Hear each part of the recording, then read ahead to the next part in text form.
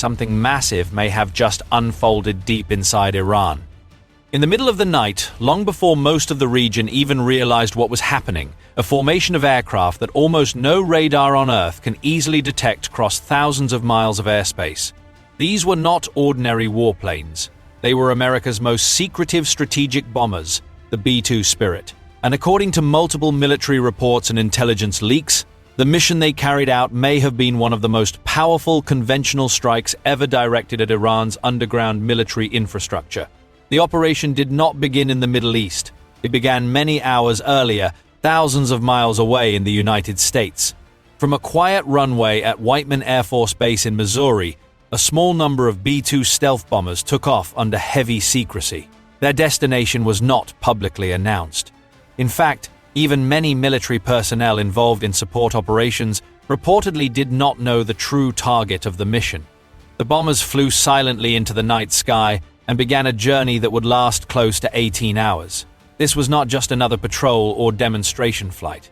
The B-2 Spirit is designed for one purpose above all else: penetrating the most heavily defended airspace in the world and striking targets that no other aircraft can reach. With its flying wing design, radar-absorbing materials, and advanced electronic warfare systems, the aircraft can approach enemy territory almost invisibly. That capability is exactly why the United States keeps this bomber in service even decades after it first entered operation. Wikipedia: as the aircraft moved across continents and oceans, aerial refueling tankers met them several times in mid-air to keep them flying without stopping. Meanwhile, military planners were carefully coordinating a complex strike package that involved far more than just the stealth bombers themselves. Fighter aircraft, surveillance platforms, and even submarines in nearby waters were positioned to support the operation if needed. By the time the bombers approached the Middle East, the final phase of the mission was already underway. Additional American aircraft were reportedly flying ahead of them, scanning the skies for any potential threats. Some of these jets were there to confuse enemy radar systems. Others were prepared to strike Iranian air defenses if they attempted to respond. Then, sometime in the early morning hours local time, the B-2 bombers reached their target zone. What they were carrying inside their bomb bays made this mission extraordinary. Each aircraft was armed with some of the most powerful conventional weapons in the U.S. arsenal. The GBU-57 massive ordnance penetrator, often referred to simply as the bunker buster. These bombs weigh roughly 30,000 pounds and are designed specifically to destroy deeply buried facilities that normal weapons cannot reach. Wikipedia: unlike standard bombs that explode on impact, the bunker buster works differently. Its hardened steel body allows it to smash through layers of rock, reinforced concrete, and soil before detonating deep underground. The weapon is guided by satellite navigation systems and can be programmed to explode at a precise depth. This means it can destroy facilities hidden inside mountains or buried far below the surface.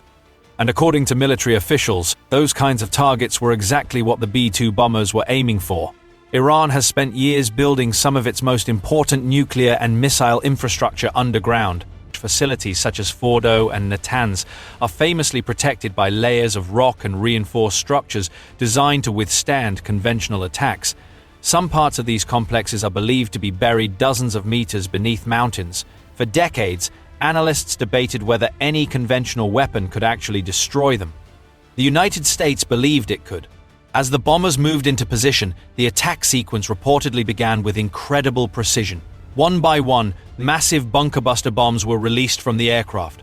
Instead of scattering randomly across a wide area, the bombs were directed towards specific ventilation shafts, entrances, and structural weak points in the underground complexes. Each bomb plunged downward at incredible speed, smashing through layers of rock and reinforced concrete before detonating deep inside the target structures. The explosions were designed not simply to damage buildings on the surface, but to collapse tunnels, destroy equipment, and trap entire underground facilities beneath tons of rubble. The strikes were part of a larger operation that military officials later described as one of the most complex B-2 missions ever conducted. In total, several bombers reportedly dropped 14 of the massive bunker buster bombs during the attack.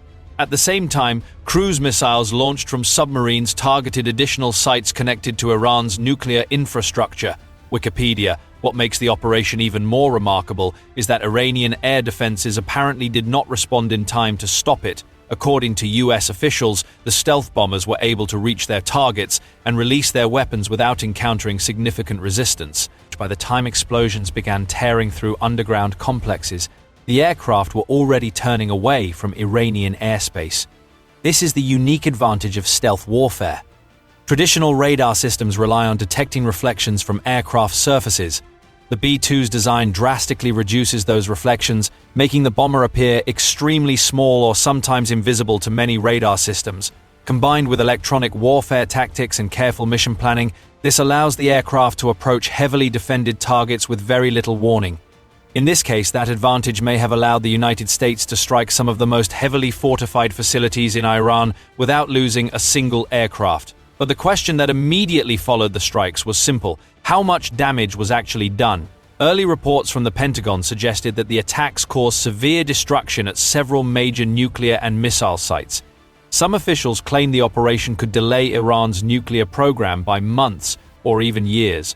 Satellite imagery reportedly showed multiple impact craters and structural damage around key facilities. At times, however, analysts also warned that underground complexes are extremely difficult to completely destroy. Many nuclear programs are designed with redundancy, meaning that critical equipment or materials may be stored in multiple locations. Even if one facility is severely damaged, others might still remain operational. That uncertainty is one reason why the situation remains so tense. Iran has repeatedly warned that any direct attack on its nuclear infrastructure would be considered an act of war. Following earlier strikes in the region, Iranian officials signaled that retaliation could target American bases, allies, or military assets across the Middle East. The region already sits on a fragile balance of power. Israel and Iran have exchanged missile attacks in recent years, and tensions between multiple countries have steadily increased. A major escalation involving direct U.S. strikes could potentially trigger a much wider conflict. Military planners are well aware of that risk. After the bombing mission concluded, American forces across the Middle East reportedly moved to a higher level of alert. Tens of thousands of U.S. troops stationed in the region could become potential targets if Iran chooses to respond. Naval vessels, air bases, and missile defense systems are all part of the defensive network that would need to react quickly if retaliatory attacks begin. At the same time, diplomatic pressure has intensified. Some leaders argue that striking nuclear facilities is necessary to prevent the spread of nuclear weapons. Others warn that such actions could push the region closer to a major war. Even within the United States, political leaders have debated whether the strikes were justified or whether they risked escalating tensions beyond control. Meanwhile, the technological aspect of the operation has captured the attention of military analysts around the world. The B-2 Spirit is one of the most expensive aircraft ever built, with only a small number currently in service. Despite its age, it remains a crucial part of America's strategic strike capability.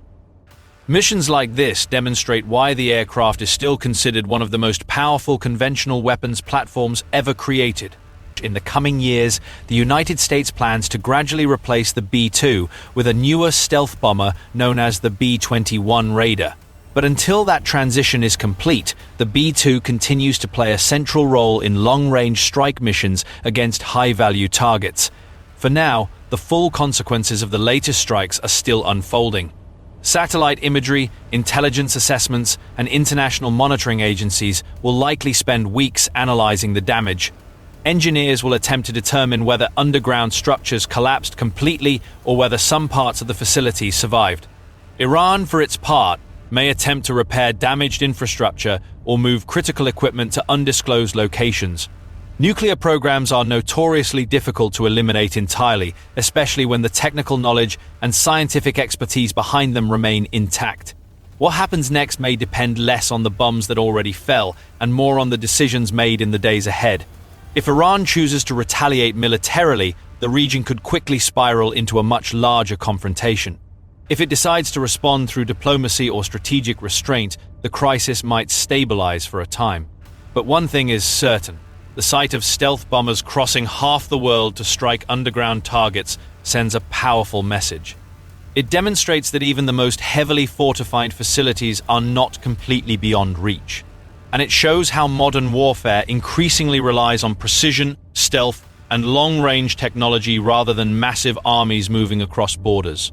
For now, the bombers that carried out the mission have already returned home, their role in the operation complete. But the shockwaves of the attack are still spreading across the geopolitical landscape, and if tensions continue to rise, the strike that just happened may not be remembered as the end of the story. It could turn out to be only the beginning.